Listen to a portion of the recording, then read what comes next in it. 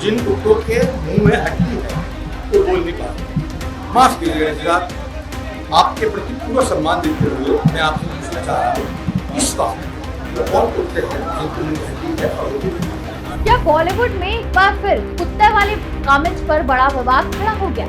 क्या नसीरुद्दीन शाह के एक स्टेटमेंट ने पीयूष मिश्रा और कंगना रनौत को उनके सामने ला खड़ा किया? और क्या जंतर मंतर के स्टूडेंट प्रोटेस्ट से शुरू हुई ये मुद्दा अब बॉलीवुड के स्टार्स की लॉयल्टी और नेशनलिज्म तक पहुंच गया है? नमस्कार, आप देख रहे हैं आपकी खबर, मैं हूं आपके साथ आमिना। और आज बात होगी बॉलीवुड के दो दिग्गज एक्टर के बीच छिड़ी एक जबरदस्त जुबानी जंग, जिसमें अब बीजेपी लीडर और एक्ट्रेस कंगना रनौत की एंट्री ने कंट्रोवर्सी को और भरमा दिया है। दरअसल दिल्ली के जंतर मंतर पर हुए स्टूडेंट प्रोटेस्ट को लेकर नसीरुद्दीन शाह ने बॉलीवुड के कई बड़े स्टार्स के साइलेंस पर सवाल उठाया था। उनका कहना था कि जब किसी मुद्दे पर इंडस्ट्री के स्टार्स को अपनी आवाज उठानी चाहिए, तब कई लोग चुप रहना ही बेहतर समझते हैं।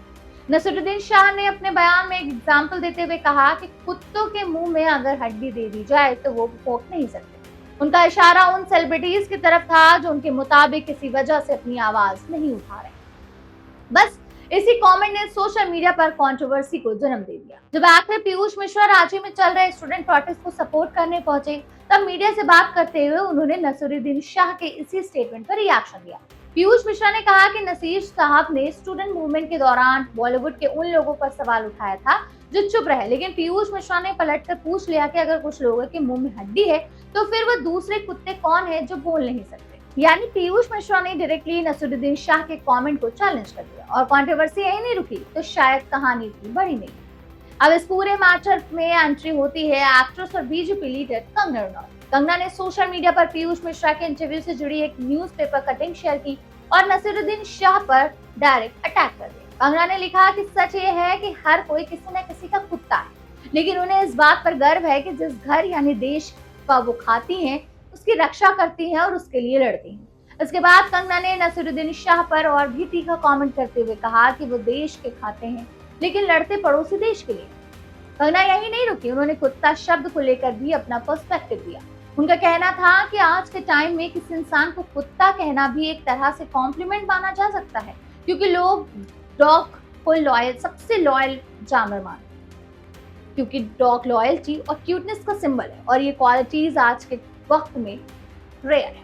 कंगना के इस स्टेटमेंट के बाद सोशल मीडिया पर डिबेट तेज हो गई। एक तरफ नसीरुद्दीन शाह के ओरिजिनल कमेंट्स जिसमें उन्होंने बॉलीवुड की साइलेंस पर सवाल उठाया, दूसरी तरफ पीयूष मिश्रा है जो उनके कुत्ते वाले एनालॉजी पर सवाल खड़ा कर रहे हैं, और अब तीसरी तरफ कंगना रनौत जिन्होंने इस डिबेट को नेशनलिज्म और कंट्री लॉयल्टी के एंगल से और अग्रेसिव बना दिया।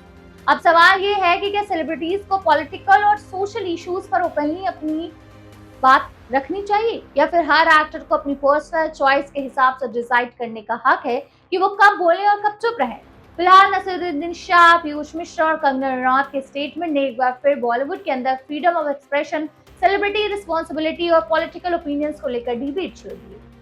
वैसे आपको क्या लगता है, नसीरुद्दीन शाह का कमेंट जस्टिफाइड था, पीयूष मिश्रा का जवाब सही था, या कंगना रनौत ने कंट्रोवर्सी को और ज्यादा बढ़ा दिया? अपनी राय कमेंट सेक्शन में जरूर बताइएगा और ऐसे इंपैक्टफुल न्यूज और कंट्रोवर्सीज के लिए हमारे चैनल आपकी खबर को अभी सब्सक्राइब करें।